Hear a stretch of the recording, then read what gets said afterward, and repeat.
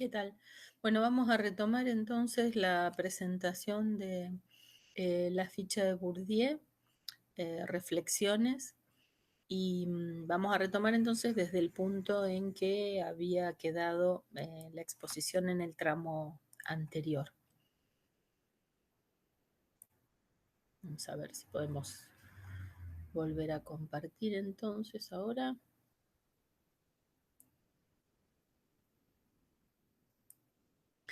Bueno, como decíamos, estamos viendo las tres formas en que se presentaba el capital cultural o informacional, incorporado, objetivado y objetivado en títulos, es decir, institucionalizado. Vamos ahora a la última forma de capital que de alguna manera Bourdieu retoma en esta presentación más general de los tipos de capitales que no son el capital específico de cada campo. Y decíamos, vamos a ver una forma de capital que según el mismo Bourdieu propone es, podríamos decir, la forma más compleja para comprender, la forma más compleja de capital. Porque en realidad el capital simbólico, en algunos casos Bourdieu lo presenta como, digamos, el prestigio, el honor que acompaña, podríamos decir, esas cualidades de las cuales están imbuidos quienes son portadores de otras formas de capital. Y entonces finalmente podríamos decir que lo teoriza como una especie de contracara del capital económico, del cultural, del social, en el sentido de que es una propiedad que acompaña a las otras formas de capital en cuanto tiene que ver con cómo esas otras formas de capital son percibidas, son reconocidas, son hechas reconocer, digamos, como algo que otro agente posee, es decir, como unos determinados montos de otras formas de capital. En este sentido, eh, podríamos decir que es el valor que otra forma de capital tiene en la medida en que puede hacérselo valer, en la medida en que se lo puede hacer reconocer. En este sentido, podríamos decir que esta dimensión simbólica que inviste a las otras formas de capital tiene que ver con la posibilidad de que otros agentes en el espacio social vayan a tomar ese capital por lo que es decir, por un determinado monto de capital de alguna especie. En este sentido, entonces, siempre aparece el capital simbólico en relación con otro, ¿no? Uno podría decir que en general el prestigio o el honor o el valor de un agente aparece en relación a algún otro monto de capital que ha incorporado digamos, en el proceso o en la trayectoria de atravesar las prácticas sociales, los diversos tipos de prácticas sociales. En este sentido, entonces, vamos a ubicar que los diversos tipos de capitales requieren a lo largo, podríamos decir, de las prácticas sociales, de agentes que estén en condiciones de reconocerlos como poderes sociales, como energías sociales. Entonces, la pregunta para hacerse es qué es lo que hace posible que un capital detentado por un agente en el espacio social o puesto en juego en una determinada disputa en el espacio social, sea reconocido por los otros que forman parte de ese juego, de esa disputa. Bueno, la noción que Bourdieu elabora para, de alguna manera, articular la presencia de las estructuras objetivas en el hacer de los agentes, en el actuar de los agentes en el espacio social, esa noción es la noción de hábitus. Es un concepto que Bourdieu desarrolla a lo largo de su trabajo de diversos modos a través del tiempo y que tiene por función, como decíamos, al principio en la presentación, dialectizar fundamentalmente la tensión existente entre objetivismo y subjetivismo. Es decir, tiene la función de poder conectar el peso de las estructuras objetivas sobre la gente y al mismo tiempo la variabilidad presente en la reproducción de las estructuras.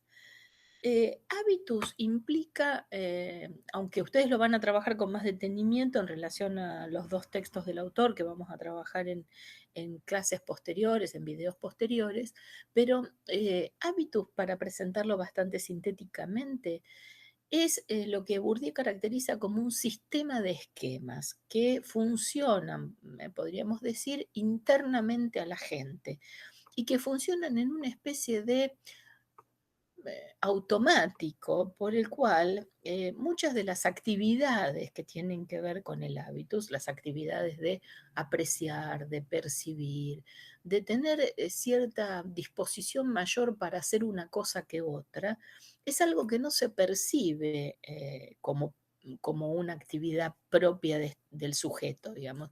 No me doy cuenta, sino por ciertos efectos. Quiero decir, este, voy pasando por un lugar y hay puesta una música. Y entonces yo percibo esos sonidos como un ruido horrendo. Qué fuerte que está ese ruido. En realidad, para mí, opera un sistema de percepción que hace que inmediatamente aprecie eso que percibo como ruido. Mientras al lado mío probablemente van caminando otros agentes que perciben eso mismo que a mí me parece un ruido espantoso como, por ejemplo, una música que está copada. La idea es que el hábitus es ese sistema que permite al mismo tiempo captar los elementos de la realidad social en tanto los doto de una significación, es decir, en tanto los aprecio, los valoro, los considero. Y según cómo los aprecio, los valoro, según la significación que tienen para mí, es más probable que produzca una determinada práctica u otra. Por ejemplo, si esa música que escucho me gusta, es más probable que me detenga, que vea quién la produce, que me quede a lo mejor interactuando con quienes están produciendo esa música. Si por el contrario eso me parece un ruido espantoso, es más probable que busque apartarme de ese lugar y, digamos, no interactuar con quienes están allí reunidos. En ese sentido, entonces, el hábitus es al mismo tiempo un esquema de captación de las prácticas de los otros agentes en el estado, en el espacio social, y al mismo tiempo una tendencia, una disposición a producir ciertas prácticas más que otras. Vuelvo con esta idea de unas prácticas más que otras. Recordemos que para Bourdieu nunca hay una determinación tan completa y tan perfecta que podamos pensar que un agente, digamos, nunca podrá producir cierta práctica o que forzosamente siempre producirá una cierta práctica, ¿no? Entonces, una disposición dice eso, es más probable A que B, no que es forzoso A o que en ningún caso ocurrirá B, digamos, ¿no? En este sentido, entonces, este esquema que al mismo tiempo que percibo, digamos, prácticas del mundo social, objetos del mundo social, hace que también los aprecie, los valore y en esa operación de apreciación, de valoración, los clasifique. El hábitus es un gran esquema de clasificación del mundo. ¿De clasificación en qué sentido? En que rápidamente atribuyo, leo eso que percibo como un signo de otra cosa. ¿Como un signo de qué? Como un signo de pertenencia a determinada región del espacio social. Lo leo como un signo que me permite clasificar socialmente al objeto, al que realiza las prácticas, a la gente que lleva el objeto, etcétera, etcétera. Supongamos que nos presentan a alguien para salir. Entonces, la amiga y el amigo que gentilmente está haciendo de mediadora o mediador, nos dicen, no, porque es una persona recopada y porque entonces seguramente te va a llevar bien, porque bla, bla, bla. Cuando yo tomo contacto con esta persona a la que no conozco, más allá del repertorio de referencias que ya supone el hecho de que tenemos amigos en común y el hecho de que esa persona dice que no sé qué, empezamos a charlar y entonces inmediatamente esta persona hace una serie de comentarios como por ejemplo, ah, sí, los psicólogos son todo uno, sí, porque te leen lo que vos haces y calculan lo que vos vas a decir y entonces se la pasan interpretándote y 3, 4, 5 minutos después de haber empezado a escuchar el discurso que profiere el otro, se clasifica rápidamente al otro por lo que usa.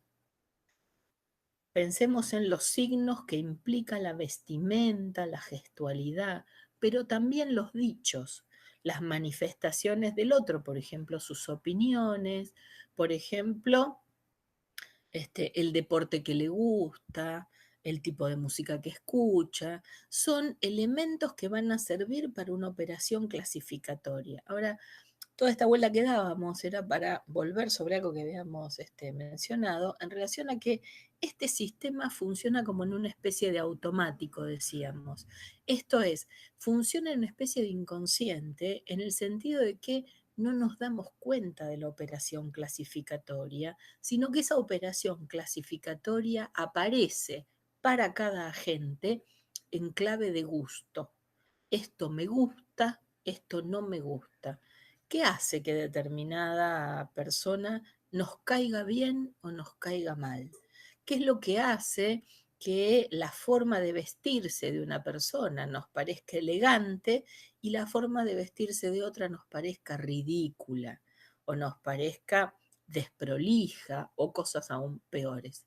Bien, efectivamente, percibir, captar, es al mismo tiempo apreciar y clasificar.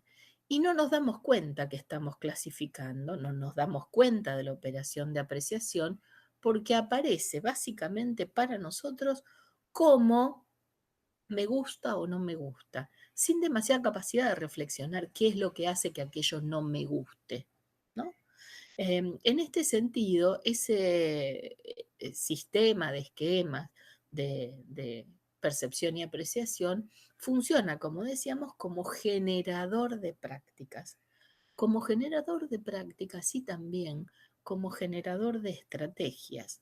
Cuando decimos que apreciamos el mundo, lo que estamos diciendo es que también pensamos si es, por ejemplo, una buena elección para nosotros intentar, qué sé yo, asociarnos a determinado club para hacer deportes. Entonces, uno puede creer, y muchas veces así aparece para nosotros, que tiene que ver con una cuestión de practicidad. Este me queda más cerca, aquel me queda más cómodo, puedo llevar a los chicos, en aquel van los hijos de fulanito y entonces así nos podemos encontrar en el club.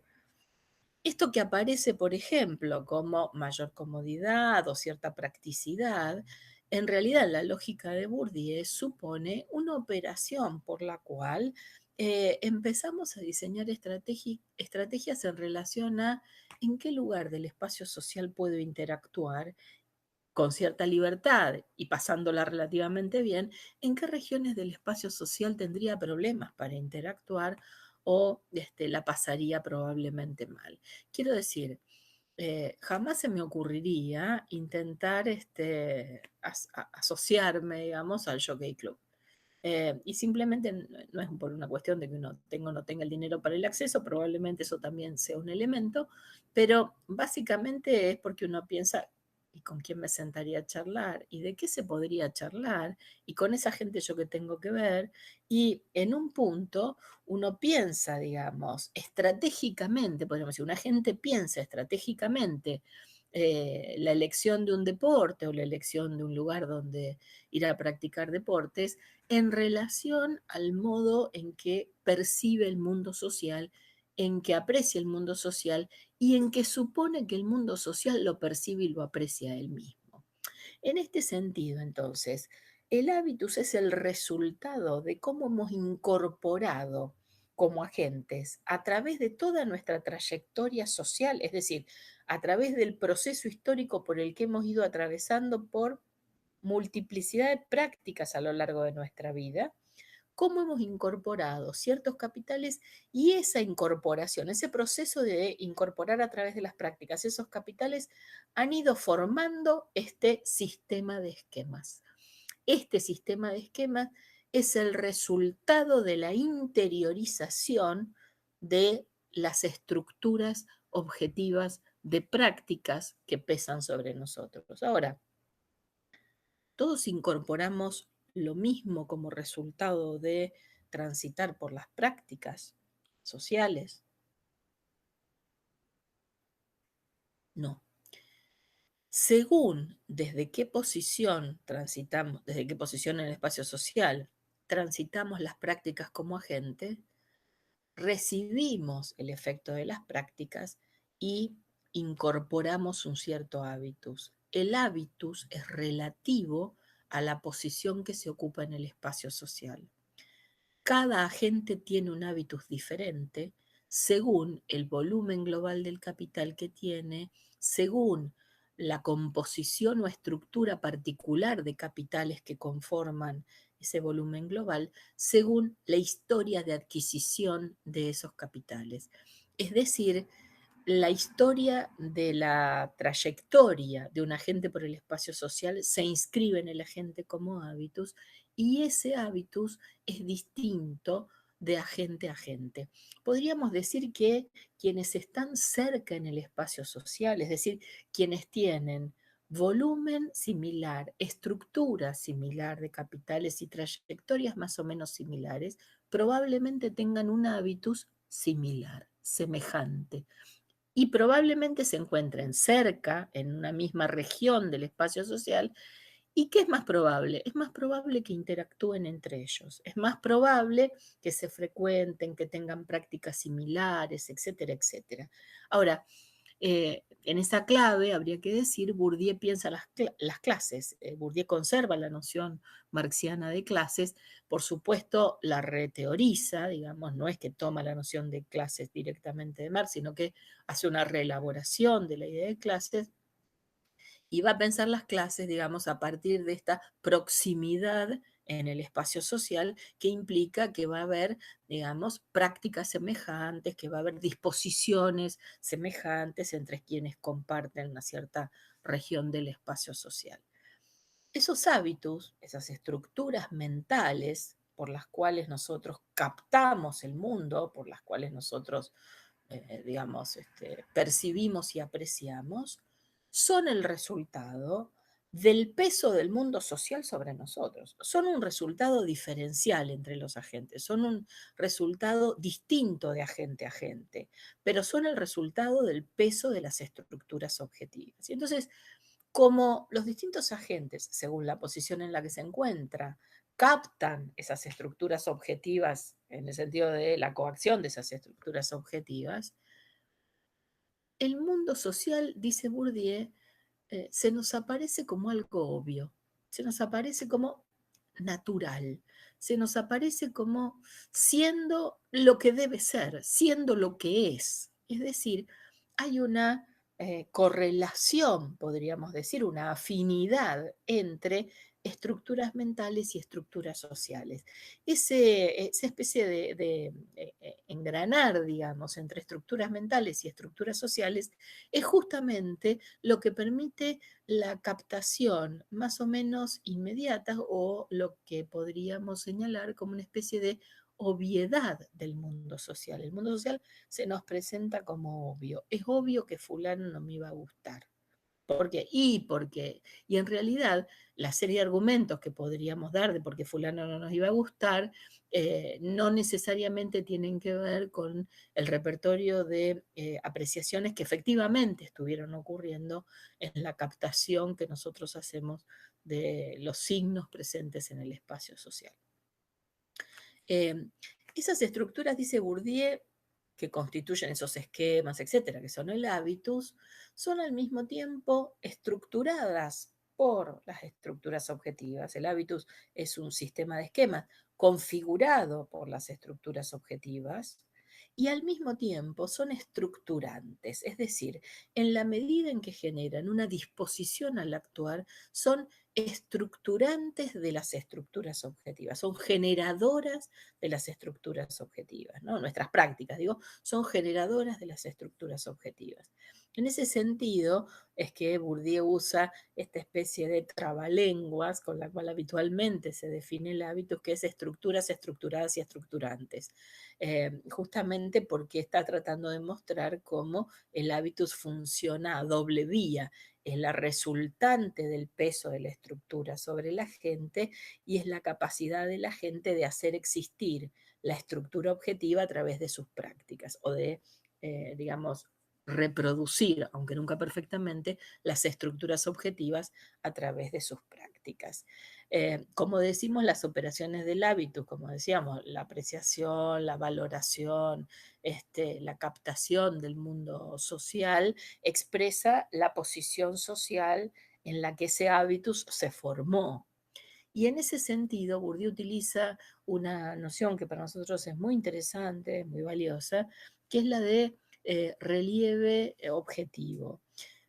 Con esta noción, o relieve estructural, con esta noción, Bourdieu lo que pretende marcar es que la capacidad de percepción del mundo social está formateada, está definida y en algún sentido limitada por la posición desde la que estoy percibiendo y apreciando. Em, Podríamos decirlo en estos términos. Em,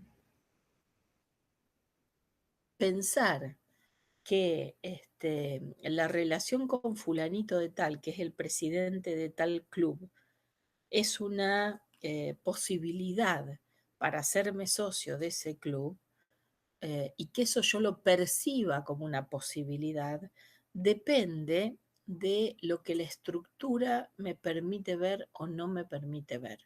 Por ejemplo, que me permita pensar que ir a ese club es una posibilidad para mí. Eh, Cuando muchas veces se plantea la cuestión de, digamos, la desigualdad en el ingreso a la universidad, quiénes llegan a la universidad, quiénes pueden permanecer y transitarla. Muchas veces se plantea, hemos escuchado dichos como los que la exgobernadora de provincia de Buenos Aires, María Eugenia Vidal, alguna vez puso de manifiesto en una emisión pública, en el sentido de los pobres no llegan a la universidad. Esa afirmación contiene una especie de supuesto, podríamos decir, y ese supuesto es no tanto la idea de no deberían llegar, sino la idea misma de que no se les ocurriría ir a la universidad. Y simplemente para quien pertenece a determinada región del espacio social, esa idea no se les cruza por la cabeza, no aparece en el horizonte, no forma parte de lo que se representan. Así como uno podría decir, qué sé yo, cuando uno empieza a pensar, por ejemplo, en dónde nos vamos de vacaciones, no se te ocurre el Club Mediterráneo en Cerdeña, efectivamente, ¿por qué no se le ocurre empezar a buscar los lugares donde hay Club Mediterráneo y pensar en las islas en el medio del Mediterráneo? Eh, Simplemente no se le cruza a uno por la cabeza esa posibilidad. Esto tiene que ver con qué cosas aparecen según ese relieve estructural como prácticas posibles o prácticas que nunca ocurrirían. Cuando decimos que lo que hay en las disposiciones de los agentes son probabilidades diferenciales, nos referimos a esto. Aquí hay probabilidades que ni siquiera aparecen en el horizonte como posible. Y esto es lo que tiene que ver con ese relieve estructural, en el sentido de que hay chances en el espacio social que para nosotros son invisibles, no aparecen. Para cualquiera de los agentes, quiero decir, son invisibles. ¿Y eso con qué tiene que ver? Con la perspectiva, es decir, con la posición que ocupan en el espacio social que hace que determinadas chances sean como incaptables, imperceptibles. en el espacio social. Bueno, finalmente, digamos, el conjunto de las elecciones que el hábitus va definiendo como disposiciones al actuar a lo largo de la vida de la gente, van produciendo esto que Bourdieu llama un estilo de vida.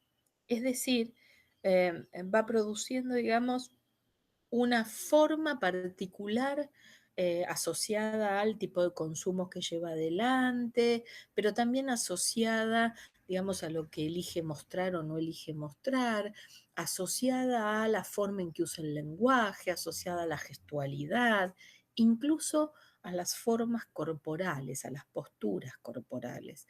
En este sentido, entonces, la noción de estilo de vida en Bourdieu, generado como resultado del hábitus, hay que pensarlo de un modo un poco más abarcativo, digamos, que solo el cómo se vive. Quiero decir, hay que pensarlo incluso en la incidencia o la capacidad que tiene de permear el cuerpo, ¿no? Eh, este formato, digamos, por el cual la forma de vivir queda captada, capturada en la gestualidad corporal, ¿no? Bueno, en este sentido, entonces, en el espacio social, lo que habíamos dicho, esta idea que recoge Bourdieu tanto de Weber como de Marx, digamos, el espacio social aparece como un espacio en el cual se dan o juegos, o disputas, o competencias, podemos llamarlo de diferentes maneras, como lo hace Bourdieu en distintos textos, pero lo cierto es que se busca una apropiación de oportunidades y la clave es que esas oportunidades son perseguidas, son buscadas, resultan atractivas en la medida en que operan como signos de distinción, dice Bourdieu. Es decir, en la medida en que me permiten marcar una diferencia con otros, en que me permiten marcar cierto modo social de distancia con otros, ¿no?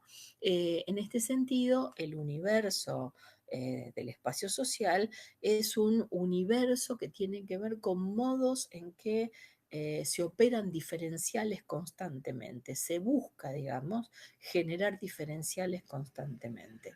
Eh, Cuando pensemos en, digamos, por qué elegimos comprar tal o cual cosa, en general uno atribuye cualidades al objeto, ¿no? Esto en Marx se piensa bajo la forma del fetichismo, en Bourdieu quiere muchos otros aditamentos esta idea.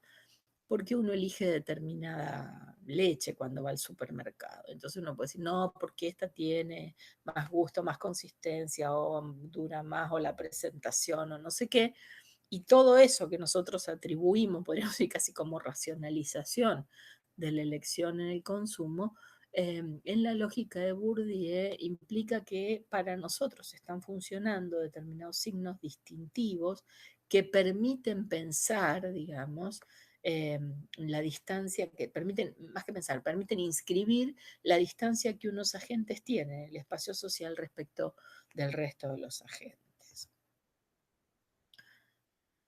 ¿Qué nos hace o qué nos lleva a participar en los juegos sociales? ¿Por qué en algunas competencias o juegos o disputas por oportunidades disponibles socialmente, en términos abstractos para todos, nos enganchamos para participar y en otras no? Bueno, para pensar, digamos, eso que moviliza a la gente en determinado repertorio de juegos o en determinado campo de prácticas y no lo moviliza para otros, Bourdieu emplea inicialmente el término interés, que lo toma del repertorio conceptual de Marx, ¿no? Capital, interés, etcétera, que viene de la economía política. Y trata de darle una vuelta a la noción de interés, trata de, podríamos decir, redefinir la noción de interés, complejizándola, y al mismo tiempo lo que va a ver a lo largo de su producción es que hay una especie como de lectura en clave economicista en algunos de sus textos, sobre algunos de sus textos, lo que finalmente termina por conducirlo a utilizar en lugar del término interés el término ilusio, y después en algunos otros casos usa investimento, incluso llega a usar libido en algunos textos, digamos, como una especie de equivalente.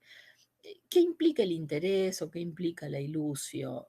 fundamentalmente, digamos, tiene que ver con una premisa, un supuesto sociológico, dice Bourdieu, que es la idea de que en el espacio social, digamos, en la vida social, ninguna gente produce, digamos, un actuar porque sí. Ninguno de nosotros hace algo, digamos, sin ningún sentido. Algo, podríamos decir, absurdo o insignificante o carente de significación, en ese sentido insignificante, ¿no? Carente de significación. Sino que por el contrario, todos nosotros tendemos a atribuir a lo que hacemos justamente una significación, un sentido, un para qué. ¿Recuerdan la noción de acción y de acción social en Weber? Es la conducta más el sentido, ¿no? Nosotros los seres humanos atribuimos una significación a lo que hacemos.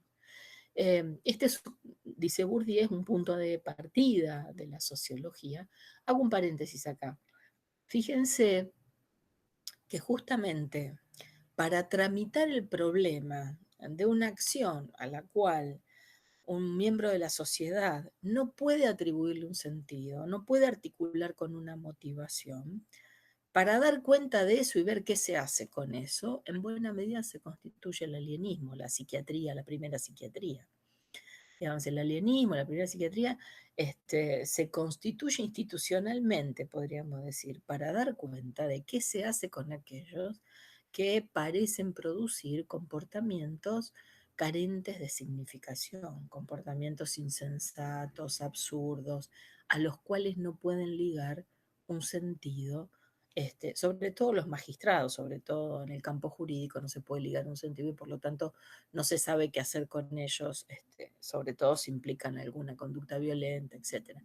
Pero digo, esta premisa de la sociología es una premisa fuerte, es la idea de que todos hacemos lo que hacemos asignándole alguna significación a lo que hacemos, algún para qué a lo que hacemos. En este sentido, entonces, si todo para nosotros reviste algún interés, es decir, nos implica de alguna manera, el interés tiene que ver con esto de en qué quedamos implicados. Cómo eso que hacemos queda investido por nosotros, queda cargado por nosotros, de modo tal que como agentes quedamos enganchados en un juego, quedamos de alguna manera involucrados en una competencia social, en un juego social, involucrados en un ámbito de prácticas, digamos, ¿no? Y Bourdieu señala allí que las acciones que producimos aparecen socialmente de modo regular como algo así como una eh, participación razonable en el juego, ¿no? Es algo así como, bueno, la jugada que hacemos siempre tiene alguna razonabilidad. Podrá ser más exitosa o menos exitosa, pero aparece como razonable respecto de las condiciones del juego. Bourdieu dice que es necesario no confundir esto de que la jugada es razonable con el hecho de que obramos racionalmente, digamos. Las teorías económicas, sobre todo las teorías de la acción racional, han tendido, y en buena parte el liberalismo, ha tendido a subrayar esta racionalidad fuerte, este cálculo fuerte en el obrar humano. Y Bourdieu, por el contrario, lo que está tratando de marcar es que la razonabilidad de la jugada tiene que ver con la capacidad de la gente de entender prácticamente el juego. Entender prácticamente el juego no significa que hayamos obrado de un modo calculado, sino que la respuesta es más o menos adecuada. Eh, Pensémoslo para aquellos que hayan jugado al truco o algún otro juego de cartas. eh, si uno más o menos conoce las reglas, conoce qué hace falta para ganar o cómo se gana, uno sabe qué respuesta sería más o menos razonable. Eso no quiere decir que el cálculo sea perfecto. Un cálculo perfecto sobre el juego no es posible. En general, nadie tiene un cálculo absolutamente racional sobre lograr, sino que en todo caso lo que hacemos es producir determinadas respuestas atinadas. Y justamente los análisis que se dan después de que unos u otros han ganado o perdido una mano es ¿qué hubiera convenido? Bueno, hubiera convenido que en realidad vos tiraras primero aquella y entonces yo tirar esta otra y no sé qué. Y todo ese análisis posterior tiene que ver justamente con los límites del cálculo racional en el juego. En este sentido, entonces, la idea de razonabilidad no necesariamente implica racionalidad de cálculo en el hogar, ¿no? La otra cuestión que es importante tomar en consideración en esto es que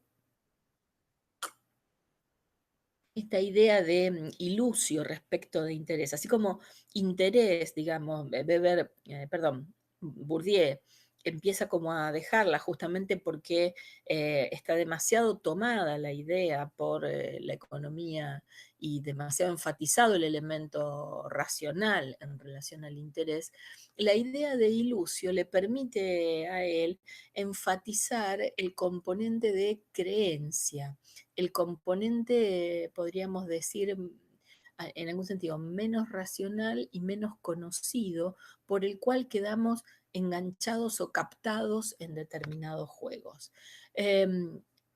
Yo cuento este pequeño relato familiar. Yo tengo una prima que cada tanto me llamaba para invitarme a ir un sábado a la tarde a ver los partidos de rugby en el club donde jugaba su hijo y pasarse toda la tarde tomando un café o unos mates mientras mirábamos partidos de diversas inferiores de un club de rugby. Yo no podía pensar cuando mi prima me llamaba para invitarme a hacer esto en una actividad más aburrida en la cual invertir un sábado a la tarde, pudiendo, qué sé yo, ir al cine, hacer otras cosas. A mí la idea de ver sucesivos partidos de rugby de las inferiores me parecía, digamos, prácticamente una tortura. Eso que para mí era efectivamente algo así como el peor programa imaginable, a ella le parecía un programón. Y me invitaba a eso porque le parecía que era como, digamos, un gesto obsequioso invitarme. En este sentido, me parece interesante pensar Ilucio como algo así, ese punto ciego de lo que nos engancha en un juego. Así como para otra persona, que uno decida quedarse un sábado a la tarde estudiando para una materia porque quiere hacer una carrera, porque eso le gusta, y en todo caso el otro te mira como diciendo, ah, ¿cómo no te morí de embole? Efectivamente, para uno eso es perfectamente razonable, mientras para otro eso es incomprensible. En este sentido, entonces, la ilusio tiene este componente, digamos, de creencia, de punto ciego, que es más interesante de alguna manera que la noción de interés, porque apunta justamente a cómo quedamos enganchados, sometidos en determinados juegos. Cuando veamos después algunas propiedades de los campos, y vamos a ver que Bourdieu se pregunta por qué es lo que nos engancha en un determinado juego, Bourdieu va a acudir a la idea de cómo hemos acumulado anteriormente determinados capitales que permitan esto que hablábamos de que en el relieve estructural alguna cosa para mí se destaque como interesante y otras queden totalmente ocultas o queden como insignificantes en el espacio social, ¿no? Entonces, en este sentido, el contrario del enganche, el contrario del interés o de la ilusio, dice Bourdieu, es la indiferencia o el desinterés, es decir, la ausencia de interés. Cuando pensamos qué es lo que permite dotar, digamos, al ámbito social de determinadas significaciones, cuando pensamos cómo se constituyen determinadas significaciones en el espacio social, Bourdieu nos lleva a la idea de poder simbólico. El poder simbólico tiene que ver con qué es lo que hace posible dotar de cierta significación a algo en el espacio social. cómo algo queda investido de determinada significación en el espacio social. Y ahí tenemos que pensar dos ideas conectadas. El espacio social es un espacio de lucha por la apropiación de los capitales, sí, pero también es un espacio de lucha por la imposición de significaciones, por la imposición de un modo de ver, de hacer ver a los otros las cosas de determinado modo. Es decir, de hacer que los otros agentes en el espacio social tomen una visión, un sentido, una significación que estos grupos de agentes proponen. Y el poder simbólico es el poder de hacer existir algo en la medida en que instalo una significación para eso, para ese algo que se quiera hacer existir. Nombrar, significar, dar sentido a algo es, en la lógica de Bourdieu, al mismo tiempo hacerlo existir.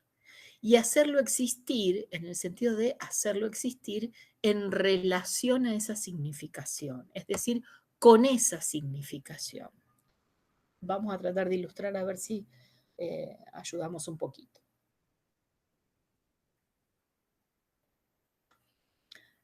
Personas desempleadas que hubieran perdido su trabajo y que estuvieran limitadas en la posibilidad de constituir, digamos, de conseguir otro trabajo, de constituirse nuevamente en trabajadores, eh, es una situación que muchas personas han atravesado a lo largo de la historia de las sociedades.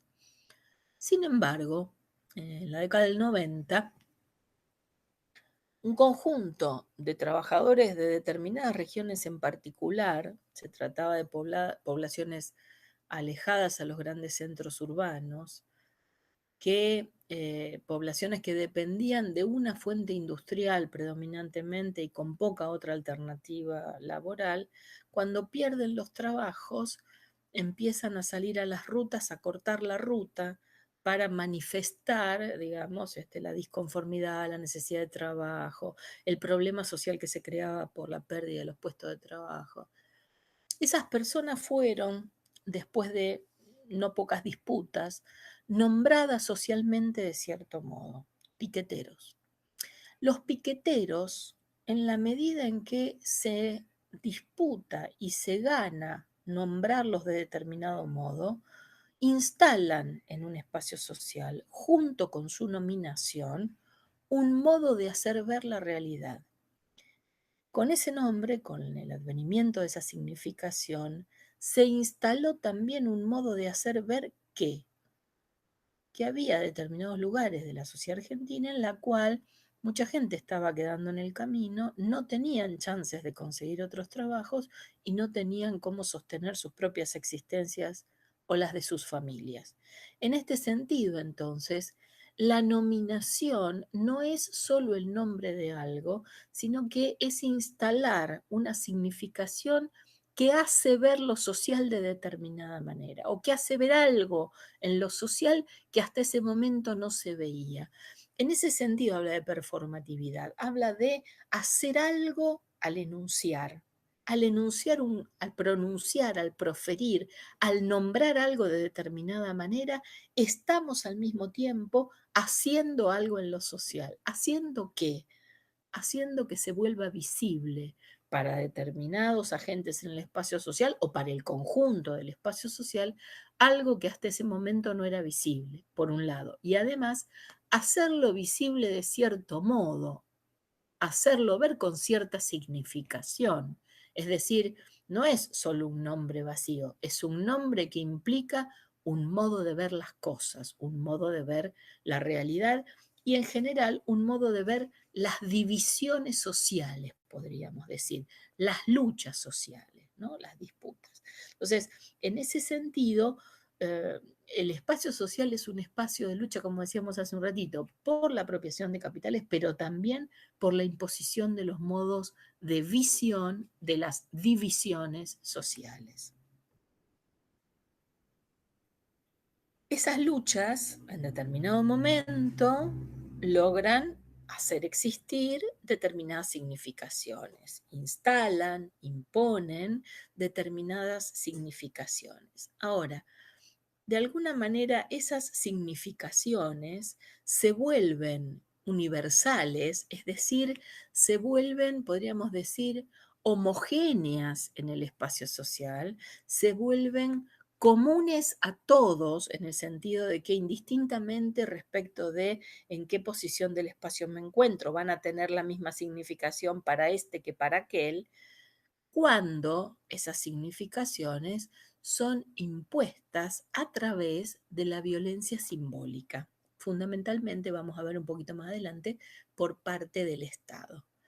Violencia simbólica, entonces, para Bourdieu, es una forma de violencia muy particular que es aquella que se ejerce en la medida y de forma tal que el que la recibe no la percibe como violencia. La violencia, Bourdieu se ataja, dice, es la violencia que se ejerce con la anuencia del que la recibe, ¿no? La anuencia del que es objeto de la violencia. Y él solo después vuelve sobre sus palabras y hace la aclaración, bueno, en realidad habría que decir, porque con la anuencia parece que el que recibe la violencia está de acuerdo o que quiere recibirla y no es lo que quiere decir. No, ahí con la anuencia quiere decir que el que recibe la violencia no la percibe como violencia y por eso la acepta. Aquel que es objeto de la violencia simbólica desconoce este acto como violencia, pero lo reconoce como otra cosa. Por ejemplo, como un gesto caritativo o estoy pensando, por ejemplo, en la esposa del dueño de la fábrica que arma una fundación y entonces a los obreros que perdieron el trabajo, les arma un comedor para que los pibes del obrero puedan tomar la leche. Efectivamente, eso se puede reconocer como, podríamos decir, un gesto caritativo, no sé qué, y no percibir que hay violencia en eso. ¿Por qué? Fundamentalmente porque reconocer esto como un gesto caritativo implica desconocer que es la consecuencia de que efectivamente los padres de estos chicos hubieran perdido el trabajo. En este sentido, la violencia simbólica es la violencia que se ejerce en la medida en que hace desconocer algo y hace a la vez reconocer otra cosa. ¿Qué es lo que haría desconocer la violencia? Fundamentalmente hace desconocer,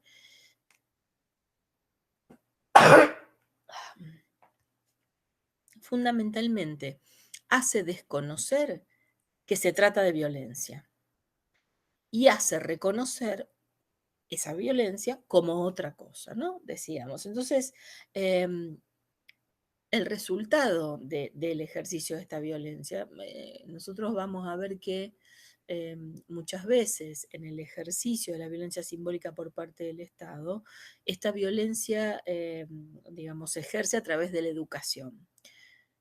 Cuando cuando el Estado inscribe socialmente determinada forma de nominar las cosas, qué sé yo, cuando nos hacen reconocer al padre de la patria, San Martín, y nos dicen que San Martín era hijo de españoles y que fue a formarse a España y qué sé yo, en esa imposición están instalando un desconocimiento, una denegación, digamos, o eh,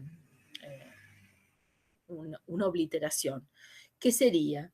Que en realidad San Martín, si es hijo de españoles, es hijo también de una mujer de un pueblo originario. Y en este sentido, digamos, solo nombrarlo como un hijo de españoles implica inscribir algo en la medida en que borro otra cosa. Por eso podríamos decir que esta forma de contar la historia del padre de la patria es una forma de imposición de violencia simbólica que construye determinados mitos dentro de, digamos, podríamos decir, el sentido común que comparte la sociedad argentina, que es la idea de que nosotros descendemos de los europeos. En este sentido, entonces, vemos que siempre hay un elemento que juega al mismo tiempo como desconocimiento y reconocimiento, ¿no? Las dos operaciones son la misma en algún sentido. Eh, Bourdieu se refiere, esa frase a mí me gusta mucho, me resulta muy incitante ese modo de llamarla, persuasión clandestina, digamos, porque presentar lo que es violencia con otro formato, presentarlo como una cierta narrativa, presentarlo como un contenido de la escuela, etcétera, es como si manda de contrabando determinadas formas que implican dominación sin que se perciban como dominación. Es decir, que sin que se perciban como ejercicio de una relación de fuerzas asimétrica. Y en ese sentido, la violencia simbólica, vamos a ver, siempre está ligada a esta idea de el orden de las cosas es así, el orden del mundo es así. Es decir, está ligado a un reconocimiento de lo que se llama, lo que Bourdieu llama la evidencia ontológica del mundo, digamos. El mundo nos aparece como si naturalmente fuera de esta manera. Eso es el resultado del ejercicio de la violencia simbólica y de la formación del sentido común, ¿no?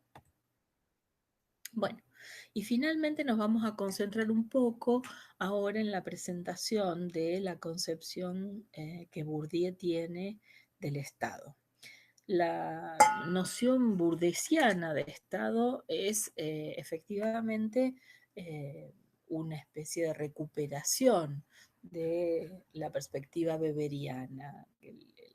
La definición que Bourdieu propone de Estado reproduce prácticamente punto a punto la noción misma de Weber y lo único que hace es, él mismo lo explica, trastocar uno de los términos, mientras Weber plantea que hablamos de Estado, cuando hablamos de una asociación política en la cual eh, lo que se procura es que el medio específico, que es la violencia, esté sujeto al monopolio legítimo, Bourdieu lo que va a decir es que allí legitimidad implica la dimensión simbólica y por lo tanto, cuando hablamos de Estado, de lo que deberíamos hablar es del monopolio del ejercicio de la violencia simbólica legítima.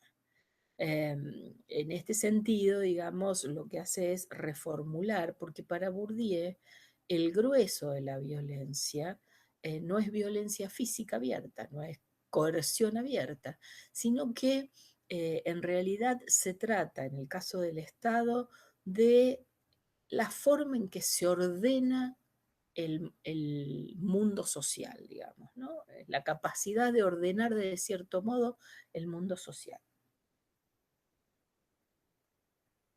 ¿Qué queremos decir con esto? Bueno, queremos decir que el Estado se arroga la representación, se arroga, mejor dicho, la capacidad de imponer universalmente los universales, es decir, de imponer para todos qué debe ser entendido por todos como qué. Eh, Traduzcamos. ¿Qué es un psicólogo? Bueno, un psicólogo es lo que la ley dice que es. ¿Para quién vale esa definición? Para todos, en la medida en que si alguien disputara esa definición, cuando digo que es un psicólogo, quiero decir, estoy pensando en las incumbencias del título, ¿no? ¿Qué puede hacer? ¿Cuáles son sus ámbitos de competencia y de práctica, etcétera? En ese sentido, si alguien intentara trasvasar eso, por ejemplo, si un psicólogo intentara hacer prescripción de psicotrópicos, lo que veríamos es que, bueno, otro agente en el espacio social podría ponerlo en cuestión, y quién dirime, quién define efectivamente cuál es el alcance de la noción de psicólogo. En última instancia, el Estado, que es el que monopoliza la capacidad de reconocimiento. Bourdieu no pierde de vista que efectivamente en última instancia esa capacidad de reconocimiento puede ser hecha valer a partir del ejercicio de la violencia física. O sea, en última instancia está la policía, sí. En última instancia está efectivamente el ejercicio de la violencia física. Pero el punto central de la existencia del Estado para Bourdieu no es la posibilidad del ejercicio de la violencia física, porque el grueso del funcionamiento del orden social no descansa en el ejercicio de la violencia física, sino que descansa en el reconocimiento que es capaz de imponer, de hacer valer el Estado al conjunto de los agentes en el espacio social. En este sentido, presenta al Estado como el banco central, el banco que centraliza la potestad de la nominación legítima. El Estado es el que va a decir qué es qué y cómo debe ser reconocido en el espacio social un agente o una cosa. En este sentido, entonces, siempre, por supuesto, con límites nacionales, podríamos decir, ¿no? Para una sociedad. En este sentido, entonces, este Banco Central es el que acumula el grueso del poder simbólico y del capital simbólico en el sentido en que tiene la capacidad de hacer valer esa nominación. Cuando nosotros sacamos el título de psicólogo, ¿quién nos da el título? ¿Y quién dice que tu título vale? El Estado. El Estado Nacional en este caso. ¿Cómo dice que tu título vale? Porque al cartoncito ese que te dan le ponen atrás unas firmas que no son cualquier firma, son firmas que están registradas en ministerios y tribunales y sellitos que no tiene cualquiera. Y en ese sentido, entonces, el sellito, la firma, el papelito, es lo que de alguna manera captura el grueso de esa energía social que permite hacer reconocer a una gente, por ejemplo, como psicólogo en el espacio social, es decir, como dotado de determinadas competencias. ¿Se acuerdan que hablábamos de capital, capital cultural incorporado, capital cultural institucionalizado? Bueno, entonces, en última instancia, el Estado es el que monopoliza esa capacidad. Decíamos también, el Estado de alguna manera ejerce esa violencia sobre el conjunto de los agentes en la medida en que aparece como esto que Bourdieu llama violencia inerte. De ella depende el grueso del orden social. ¿Qué implica que hay una violencia inerte? Que en realidad no hay ningún agente allí haciéndola valer, sino que en la adquisición de nuestros hábitos, nosotros hemos incorporado los esquemas que nos hacen responder como en una especie de automático a esto que Bourdieu llama las llamadas al orden.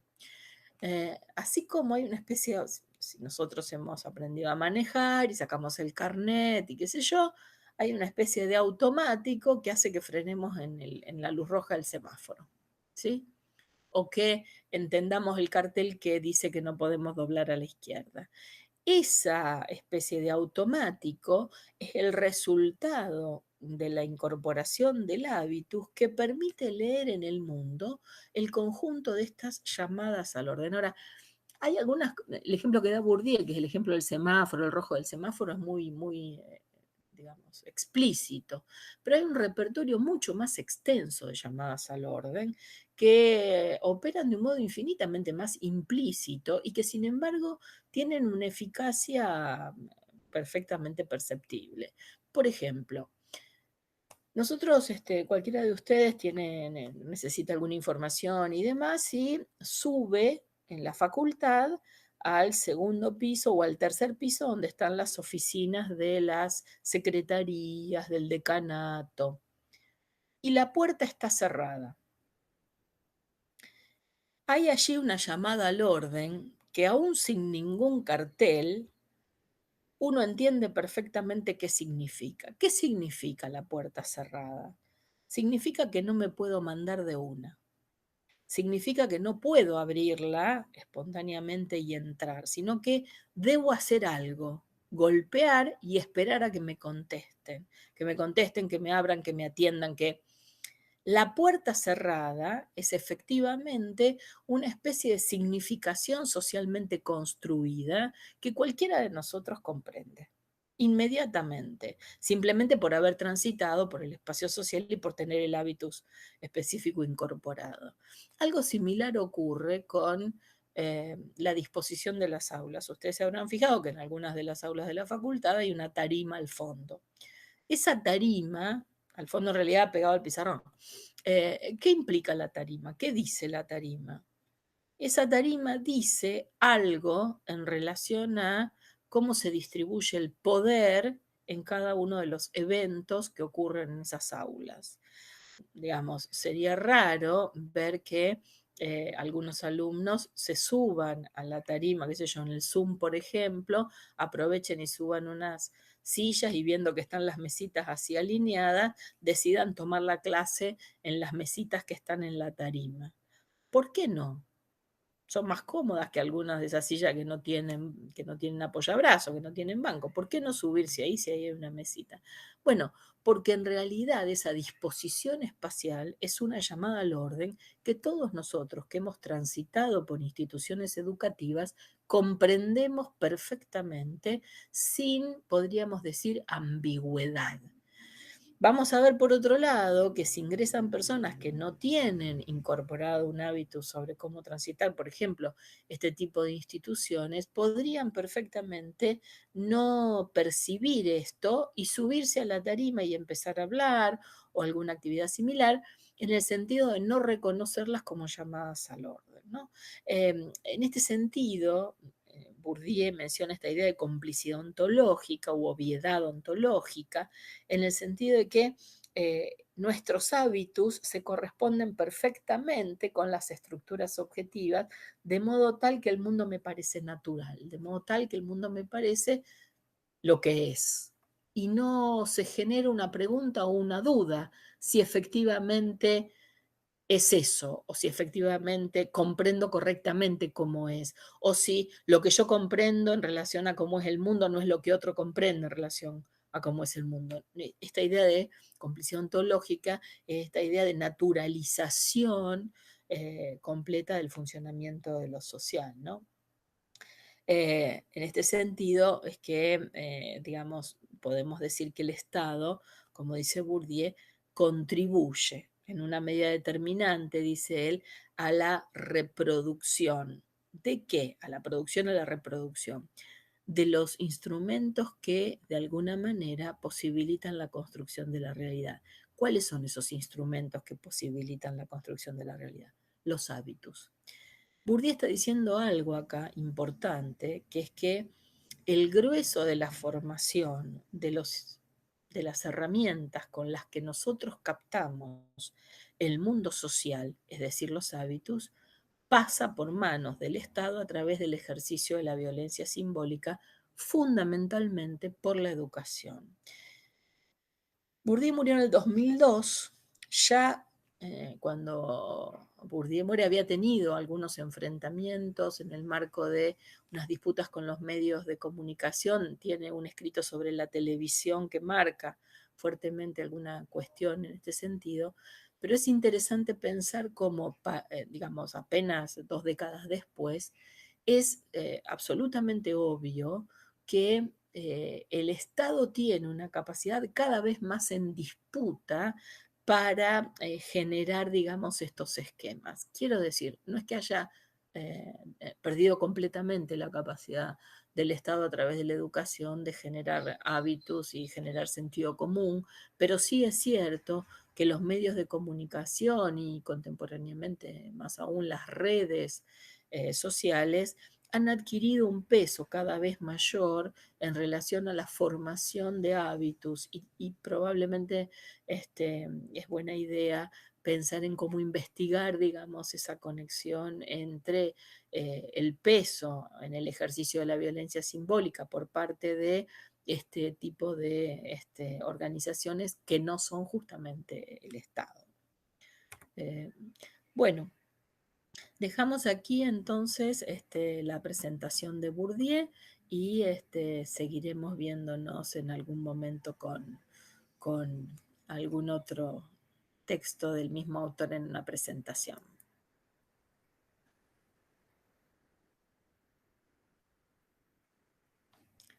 Vamos a detener la grabación.